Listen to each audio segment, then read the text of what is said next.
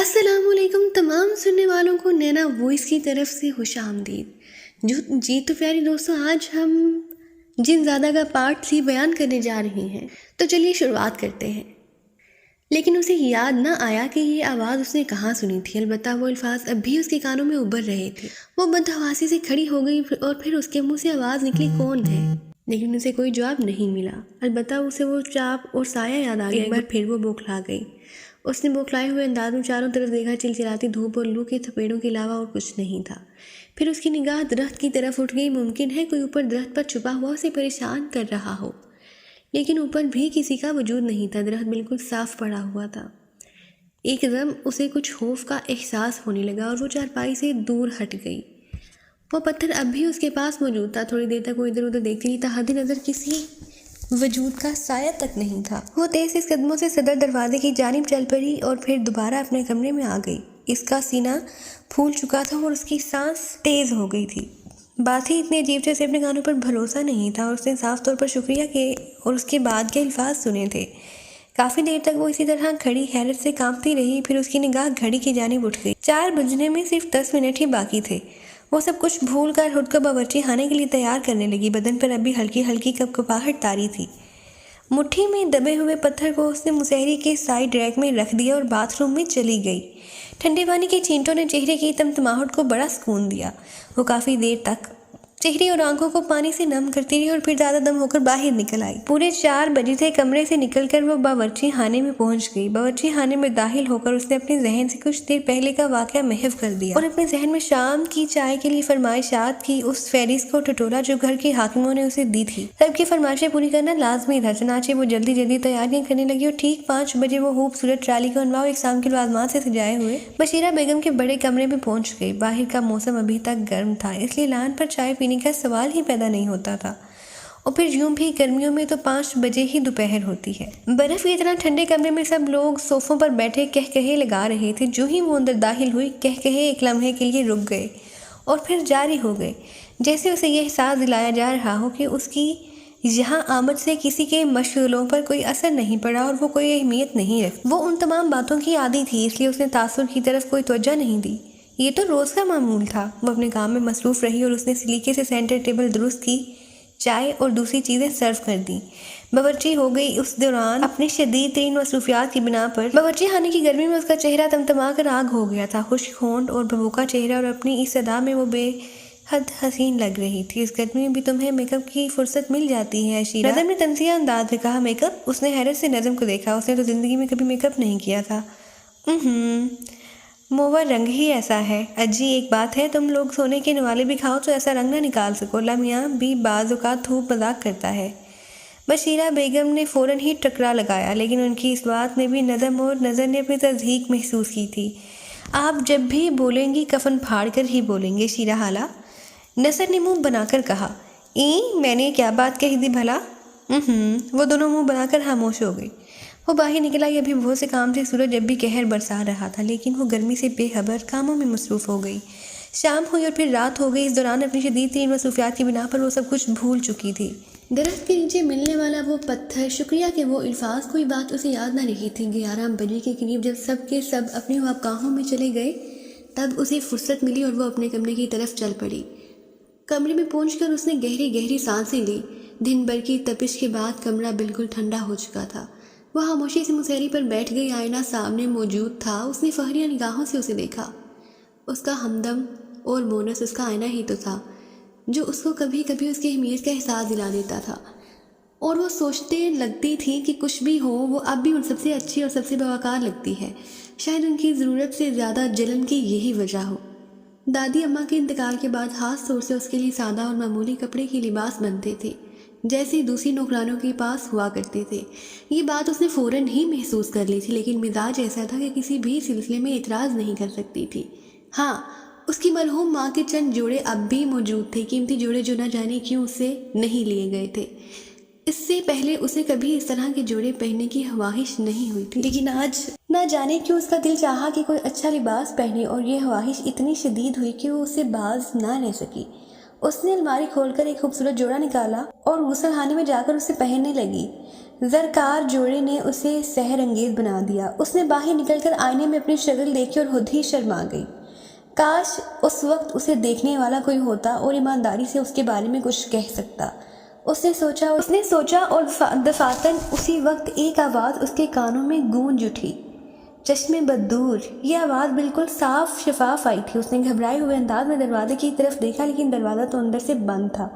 اس نے مسیری اور پھر کمرے کے دوسرے کونوں میں دیکھا، لیکن کوئی نہیں تھا۔ یہ میرے کان کیوں بجنے لگے ہیں آخر؟ اس وقت شکریہ کی آواز، اور اب اس تصور کے ساتھ اچانک ہی ایک اور انکشاف بھی ہوا۔ شکریہ والی آواز اس آواز سے مختلف نہیں تھی، اور اس سے پہلے بھی اس نے یہ آواز سنی تھی اور اب پہلی بار اس پر غور کیا تھا۔ آہ، یہ نرم انداز! یہ آواز اس سے پہلے بھی اس نے سنی تھی، اور وہاں جب ایک دو پتھر اس کے جسم پر پڑا تھا اور وہ گرتے گرتے بچی تھی، کسی نے اسی وقت اسے اپنے بازوں میں تھام لیا تھا۔ مگر کون تھا وہ؟ کیا وہ صرف وہم تھا؟ لیکن اس وقت تو اس نے اس کا لمس بھی محسوس کیا تھا، اور آواز جس میں اسے نصیحت کی گئی تھی کہ وہ یہاں نہ آئے، کون ہے وہ؟ نہیں، بالکل نہیں، میں کچھ پاگل ہو گئی ہوں، شاید کوئی عجیب سا احساس ہونے لگا ہے۔ اس نے پھر دل کو تسلی دی اور آئینے کے سامنے سے ہٹ آئی۔ رات اپنی تھی، اب کسی کے بلانے کے امکانات نہیں تھے، جو کہ سب خواک باہوں میں جا چکے تھے، اور وہ انہی کپڑوں میں بستر پر آن لیٹی اور تکیہ اونچا کر کے دراز ہو گئی۔ لیٹے اسے اچانک ہی اس خوبصورت پتھر کا خیال آ گیا۔ اس نے جلدی سے مسیری کے برابر کی دراز کھولی اور پتھر نکال لیا۔ اس بار اس نے بالکل اجنبی نگاہوں سے اس پتھر کو دیکھا اور سوچا تھا کہ کیسا پیارا پتھر ہے۔ پھر اسے چمکانے کے لیے اس نے اسے اپنے لباس سے رگڑا۔ پتھر در حقیقت ایک دم سے بھڑک سا اٹھا، لیکن اس کے ساتھ کمرے کے اوپر روشن دان سے کوئی پرندہ اندر گھس آیا۔ وہ حیرانی سے اس پرندے کو دیکھنے لگی۔ پرندہ فضا میں کئی چکر کاٹ کر اسی روشن دان سے باہر نکل گیا، لیکن بات صرف اتنی ہی نہیں تھی۔ اس کے بعد اچانک اور 2-3 پرندے اندر گھس آئے اور وہ سکتے کے عالم میں انہیں دیکھتی رہ گئی۔ اسے اندازہ ہو گیا کہ یہ چمگادڑیں تھیں۔ ان میں سے 3 چمگادڑیں نیچے اتر آئی اور اچانک ان کی جسامت بڑھنے لگی۔ عشیرہ کا دل کن پٹیوں میں دھڑک رہا تھا۔ وہ انتہائی خوفزدہ ہو گئی اور اس کی آنکھوں سے دہشت جھانکنے لگی تھی۔ اس نے باغور دیکھا کہ یہ چمگادڑیں انسانی حیت اختیار کرتی جا رہی ہیں۔ عجیب سی شکلیں تھیں ان کی۔ اس نے چیخنے کی کوشش کی، لیکن اس کی آواز بھی دہشت کی وجہ سے نہ نکل سکی۔ خوف سے اس کے پورے جسم کے رونگٹے کھڑے ہو گئے۔ اسی وقت ایک چمگادڑ نے گردن ہم کر کے کہا، ہم سے ڈرنے کی ضرورت نہیں ہے عشیرہ، ہم تمہارے اپنے ہیں۔ ہم کسی بھی حالت میں تمہیں کوئی نقصان نہیں پہنچائیں گے۔ تمہاری ایک اشارے پر بڑے سے بڑا کام کر دیں گے۔ ہم سے بالکل خوف نہ کھاؤ۔ کاش ہم کسی خوبصورت شکل میں تمہارے سامنے آتے اور تم ہم سے خوفزدہ نہ ہوتی۔ عشیرہ یہ تمام باتیں سن رہی تھی بڑے صاف شفاف الفاظ سے، اور وہ دیکھ رہی تھی کہ یہ الفاظ ان چمگادڑوں کے منہ سے ہی نکل رہے ہیں۔ ان کے انداز میں یقیناً احترام تھا۔ اس نے سوچا کہ کیا وہ پاگل ہو گئی ہے؟ کیا یہ خواب ہے؟ وہ آنکھیں ملنے لگی، لیکن وہ خواب نہیں تھا۔ در حقیقت عجیب و غریب مخلوق اس کے سامنے تھی۔ ان کی شکلیں بے شک بھیانک تھی، لیکن الفاظ اور لہجہ بے حد نرم تھا۔ عشیرہ کو اچانک ہی یوں لگا جیسے اس کے اندر ہمت کی ایک لہر بیدار ہوتی جا رہی ہو۔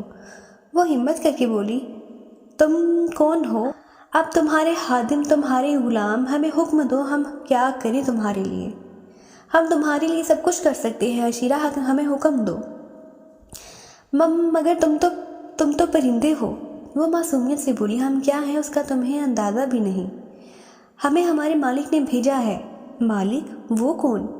افسوس، ہمیں یہ بتانے کی اجازت نہیں ہے، جواب ملا۔ مگر میری بات تو سنو۔ ہمیں حکم دے عشیرہ، ہم آپ کے لیے کیا کریں؟ دیکھو میں ڈر رہی ہوں، مجھے ڈر لگ رہا ہے، میرے بدن سے پسینہ چھوڑ دیا ہے، میں بے ہوش ہو جاؤں گی۔ نہیں، آپ ہم سے بالکل خوف نہ کھائیں، غلاموں سے خوف نہیں کھایا جاتا۔ مگر تم میرے غلام کہاں سے ہو گئے؟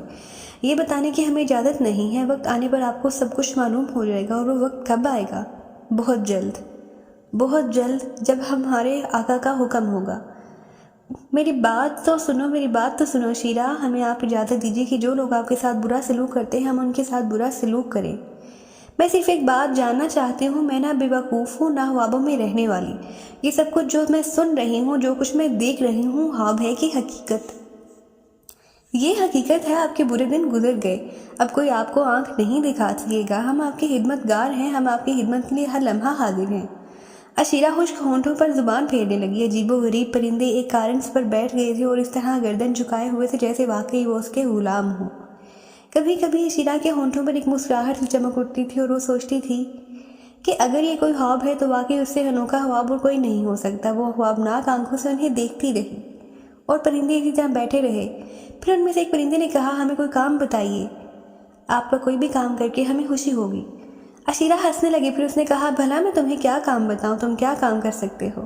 وہ سارے کام جن کی آپ کو ضرورت ہو، آپ بے دھڑک اپنے کام ہمیں بتا دیجئے۔ تم ننھے ننھے سے پرندے، بے شک تمہاری شکلیں انسانوں جیسی ہیں، لیکن تمہارے ہاتھ پاؤں تو انسانوں جیسی نہیں ہیں۔ ان ننھے ننھے ہاتھ پیروں سے بھلا تم کیا کر سکو گے؟ وہ سب کچھ جس کا آپ ہمیں حکم دیں گی۔ چلو ٹھیک ہے، جب مجھے کوئی کام ہوگا تو میں تمہیں بتا دوں گی، اب تم جاؤ۔ عشیرہ نہ جانے کیوں کچھ بے خوف سی ہو گئی تھی۔ شاید اب اسے یقین ہو گیا تھا کہ وہ کوئی بہت ہی دلچسپ خواب دیکھ رہی ہے، ایک ایسا خواب جو جاگتی آنکھوں سے بھی دیکھا جا سکتا ہے۔ وہ ان پرندوں کو دیکھتی رہی اور پرندے اپنی جگہیں تبدیل کرتے رہے۔ پھر ان میں سے ایک نے کہا، ہم حاضر ہوتے رہیں گے، اگر آپ ہم سے خوف کھاتی رہیں تو آپ کو تکلیف ہوگی۔ آپ دل سے خوف نکال دیجئے، ہمارے جانے کے بعد آپ کو نیند نہیں آئے گی اور آپ یقیناً ہمارے بارے میں سوچتی رہیں گی، اس لیے آپ یہ شربت پی لیں، آپ کو سکون نیند آ جائے گی۔ ان میں سے ایک نے ہاتھ بڑھایا اور عشیرہ نے اس کے ہاتھ میں سے ایک خوبصورت بلوری گلاس دیکھا جس میں ہلکے گلابی رنگ کا کوئی شربت تھا۔ عشیرہ حیران ضرور تھی، لیکن نہ جانے کیوں اس کا ہاتھ گلاس کی جانب بڑھ گیا۔ دودھ جیسی گاڑی شربت سے نفیس خوشبو اٹھ رہی تھی۔ نہ جانے وہ کیا تھا، اس نے ان تینوں کو دیکھا اور گلاس میں ان کے ہاتھ سے لے کر منہ سے لگا لیا۔ پھر گلاس اسی وقت ہٹا جب شربت ختم ہو گیا۔ اتنا خوش ذائقہ شربت اس سے قبل اس نے کبھی نہیں پیا تھا۔ ایک لمحے میں اسے ایسا محسوس ہوا جیسے اس کا جسم پھول کی طرح ہلکا ہو گیا ہو، پورے بدن میں ایک خوشگوار سی کیفیت پیدا ہو گئی اور پھر اچانک اس کی آنکھیں بوجھل ہونے لگی۔ وہ آنکھوں کو بینچ کر سر جھٹکنے لگی، لیکن نیند اس طرح ٹوٹی کہ فوراً ہی تکیے پر سر رکھ کر وہ سو گئی۔ اور پھر صبح کو جب اس کی آنکھ کھلی تو دھوپ کا ایک دھبا اس کی مسیری کے سامنے دروازے پر پڑ رہا تھا۔ یہ دھبا ٹھیک 8:45 بجے تک یہاں تک پہنچتا تھا۔ اچانک اس کے ذہن میں ایک ضرب سی لگی، 8:45 بج گئی، آ گئی موت۔ اس نے بدحواسی سے سوچا، لیکن ٹھیک 8 بجے گھر کے تمام افراد ناشتے کی میز پر ہوتے تھے اور انہیں ناشتہ دے دینا اس کی ذمہ داری ہوتی تھی۔ گویا صرف 15 منٹ باقی ہیں۔ اس کے ہاتھ پاؤں پھول گئے، آج ضرور موت آ جائے گی۔ اسے ناشتہ نہیں ملا تو سب کے سب اسے کھا جائیں گے۔ صرف ایک لمحے یہ سوچ ذہن پر رہی اور اس کے بعد وہ بجلی کی طرح مسیری سے اٹھ گئی۔ اس کے جسم پر وہی کپڑے تھے جو اس نے رات کو تبدیل کیے تھے۔ اس وقت یہ کپڑے بھی اس کے وبالی جان بن گئے، انہیں اتارنے میں بھی 2-3 منٹ خرچ ہو جائیں گے، اور اگر انہوں نے اسے ان کپڑوں میں دیکھ لیا تو مزید مصیبت آ جائے گی۔ میرے اللہ مشکل آسان کر۔ اس کے حلق سے رندھی ہوئی آواز نکلی، کپڑے بدلنا ضروری تھا ورنہ ہزاروں سوال کیے جاتے، پوچھا جاتا کہ بی بی رات کو تیار ہو کر کہاں گئی تھی۔ خاص طور سے مشیرہ بیگم جو اس کے لیے بہت بڑا عذاب تھیں، اور یوں لگتا تھا جیسے ان کی ڈیوٹی صرف اس پر لگی ہو۔ ایک بات پر نکتہ چینی، کپڑے بدلنے کے سوا اور کوئی چارہ نہیں تھا۔ اس نے بڑی پھرتی سے کپڑے بدلے، منہ پر الٹے سیدھے چھینٹے مارے، بالوں کو بھی نہیں سنوارا اور باورچی خانے کی طرف چوروں کی طرح دوڑی کہ کوئی اسے راستے میں نہ دیکھ لے۔ مشیرہ حالانکہ لان تن اسے کانوں میں گونج رہی تھی تو کہہ رہی تھی، گھوڑی ہو رہی ہے، دیوانی ہو گئی ہے، کیسی مست نیند سوتی ہے، کم بخت سو گئی ہوگی۔ دیکھو ذرا طاہرہ، اس کا کوئی حل نکالو، یہ ہاتھوں سے نکلی جاتی ہے۔ اسی طرح کی بے شمار باتیں ہانپتے کامتے دل سے وہ باورچی خانے میں داخل ہوگی۔ اسے تو کوئی بہانہ بھی نہیں سوجھ رہا تھا کیونکہ جھوٹ بولنے کی عادت نہیں تھی۔ دروازے سے اندر قدم رکھا تو اچانک ہی دل پر ایک گھونسا سا پڑا، پاؤں اپنی جگہ جم کر رہ گئے، ہاتھ پاؤں کچھ اور پھول گئے۔ نہ جانے ناشتہ کس نے تیار کیا تھا۔ تمام ناشتہ تیار تھا، چائے کا پانی کیتلی میں کھول رہا تھا، ہر چیز کرینے سے لگی تھی۔ یا خدا کے گھر والوں نے اسے سوتے ہوئے دیکھ لیا ہے، کسی اور نے ناشتہ تیار کیا ہے کیا؟ اگر یہ بات ہے تو پھر تو آج سارے بال نوچ لیے جائیں گے۔ یہ سب کس نے کر ڈالا؟ ویسے گھر میں نظم اور نثر کو تو یہ سلیقہ نہیں آتا تھا کہ اتنی نفاست سے پورا باورچی خانہ سنبھال دیں۔ انہیں تو اگر یہ کام سونپا جاتا تو پورا دن لگا کر بھی وہ سب کچھ نہیں کر سکتی تھی۔ کیا ہوا؟ کس نے کیا؟ اب پیچھے سے کوئی آئے گا، اس کی چوٹی پکڑی جائے گی اور اسے لات مار کر باورچی خانے سے نکال دیا جائے گا۔ جب نیند ہی تجھ پر ٹوٹ پڑی ہے تو پھر یہ سب کچھ کرنے کی کیا ضرورت ہے؟ بھول جائے اس بات کو کہ تو ہی ہمیں کھانے پینے کو دے گی، اس سے پہلے بھی اور کچھ کیا جا سکتا ہے۔ پھر وہ نوکروں کے بارے میں سوچنے لگی، کوئی نوکرانی اتنی باسلیقہ نہیں تھی کہ یہ سارے کام کر ڈالتی۔ پھر کس نے یہ سب کچھ کیا ہے؟ بہرحال اب جو کچھ ہوگا دیکھا جائے گا۔ اس نے بھاری قدم اٹھائے اور چائے کا پانی اتار لیا، اسے دوسری کیتلی میں ڈال کر پتی ڈالی اور سرپوش ڈھک دیا۔ پھر تمام چیزیں اس نے ٹرالی میں سجائی۔ دل میں ہول اٹھ رہا تھا کہ اب کسی طرف سے کوئی آیا اور اس پر بم پھٹا، لیکن کوئی نہیں آیا۔ وہ سہمے قدموں سے ٹرالی دھکیلتی ہوئی باورچی خانے سے نکل آئی اور ناشتے کے کمرے کی طرف بڑھنے لگی۔ اس کا انداز ایسا ہی تھا جیسے مجرم پھانسی کے تختے کی جانب لے جایا جاتا ہے۔ ناشتے کے کمرے میں حضرت معمول سب موجود تھے، اٹھائے کامتے ہوئے دل کے ساتھ میز کے قریب پہنچی۔ سب خاموشی، جیسے کوئی بہت ہی اہم بات ہو گئی ہو۔ اس نے ناشتہ میز پر لگایا، بدن تھا کہ تھر تھر کانپ رہا تھا، ہاتھوں میں روشا پیدا ہو رہا تھا۔ آخرکار کانپتے ہاتھوں سے اسے ناشتہ سرو کر دیا۔ کسی نے کچھ نہیں کہا اور ناشتے میں مصروف ہو گئے۔ اب اس کے اندر حیرت جاگ رہی تھی۔ اسے نظریں اٹھا کر ان سب کے چہروں کو دیکھا۔ کیا وہ سب پاگل ہو گئے ہیں؟ اگر نہیں تو انہوں نے اس ناشتے کے بارے میں سے کچھ پوچھا کیوں نہیں؟ اسے برا بھلا کچھ کیوں نہیں کہا گیا؟ لیکن ان میں سے کسی کے چہرے پر ایسے آثار نہیں تھے۔ یا خدا یہ کیا ماجرا ہے؟ کیا ان لوگوں میں سے کسی نے ناشتہ تیار نہیں کیا؟ اچانک ہی اشیرہ خالہ نے پیالے آگے بڑھائی۔ میرے لیے چائے ڈال دے۔ وہ کسی مستعد بیرے کی طرح آگے بڑھی۔ اس نے اشیرہ خالہ کی پیالے میں چائے ڈالی اور پیچھے ہٹ گئی۔ پھر بھول گئی۔ اللہ توبہ! ارے دیدہ اچھال، روزانہ کہتے ہو میری چائے میں نمک ڈال دیا کر، مگر شہزادیوں کو بھلا غلاموں کی باتیں کہاں یاد رہ سکتی ہیں؟ اشیرہ خالہ کو آخرکار موقع مل ہی گیا۔ اس نے جلدی سے اپنی غلطی محسوس کر لی اور نمک دان سے تھوڑا سا نمک نکال لیا، لیکن اشیرہ خالہ کو جلن نکالنے کا بہترین موقع ملا تھا۔ وہ اس موقع کو ہاتھ سے کیسے جانے دیتی؟ انہوں نے لپک کر اس کے ہاتھ سے نمک دانی چھین لی۔ بس احسان مت کر میرے اوپر، اب تو میں بھی ڈال سکتی ہوں، تیری زحمت کرنے کی ضرورت ہی کیا ہے؟ وہ نمک دانی والی کرسی پر بیٹھی، لیکن نہ جانے کرسی کیسے پیچھے کھسک گئی۔ اشیرہ خالہ بری طرح نیچے گریں۔ گرتے گرتے انہوں نے میز کی ٹاپ پکڑنے کی کوشش کی، لیکن چائے کی پیالی ہاتھ میں آ گئی۔ نتیجے میں وہ نیچے گریں اور چائے ان کے اوپر۔ اشیرہ خالہ کی چیخوں نے زمین آسمان ایک کر دیا تھا۔ چائے کھولتی ہوئی تھی اور ان کے چہرے اور سینے پر پڑی تھی۔ وہ ذبح کیے ہوئے بکرے کی طرح ڈکارتی اور کبوتر کی طرح پھڑ پھڑاتی ہوئی رونے لگ گئیں، اور سب اپنی اپنی کرسیوں سے اٹھ کر ان پر دوڑ پڑے۔ طاہرہ بیگم ہانپتی ہوئی بولی، یہ نا شگنی جو کچھ نہ کرا دے کم ہے، ارے خدا کے لیے میری بہن کو بچاؤ، ارے خدا کے لیے میری بہن کو بچاؤ۔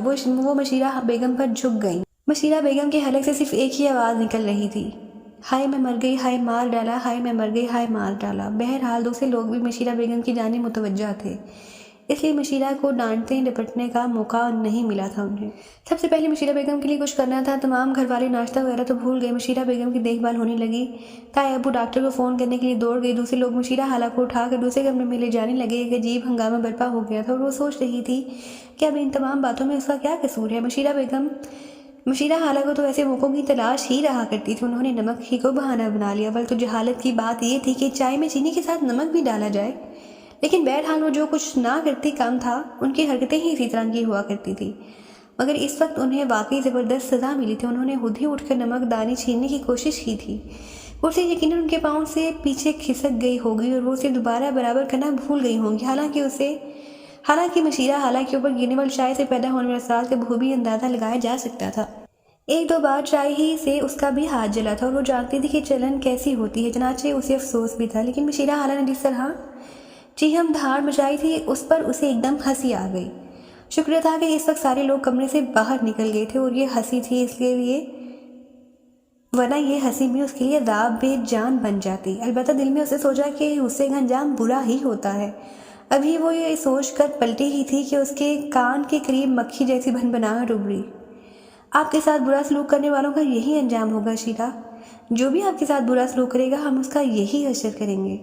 بڑے صاف ستھرے الفاظ سے، آواز باریک سی تھی لیکن الفاظ پوری طرح سمجھ میں آ رہے تھے۔ وہ پھر سے خوف سے اچھل پڑی۔ یہ الفاظ سماعت کا وہمہ نہیں تھے اور انہیں اچھی طرح محسوس کیا جا سکتا تھا۔ اسے وہ خوفناک لمبے دانتوں والی چمگادڑ نما مخلوق یاد آ گئی۔ اس نے گھبراتے ہوئے انداز میں چاروں طرف دیکھا۔